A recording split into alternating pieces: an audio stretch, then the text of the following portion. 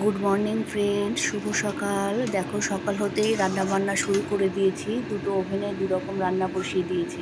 আজকে হবে ইলিশ মাছ। এই দেখো, ইলিশ মাছ ভেজে রেখেছি।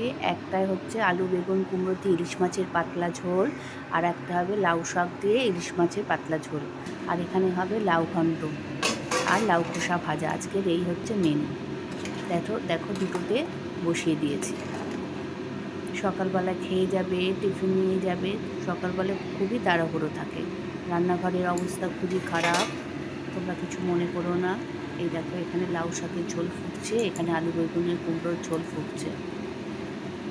তোমরা সবাই কে কী করছো জানিও। এর মধ্যে এবার এখন ইলিশ মাছটা দিয়ে দিতে হবে। লাউ ঘন্ট করবো, সেই জন্য লাউটা কেটে রেখেছি। কিছুক্ষণ পর লাউটা ঘষে নেবো। এবার এর মধ্যে ইলিশ মাছগুলো দিয়ে দেবো।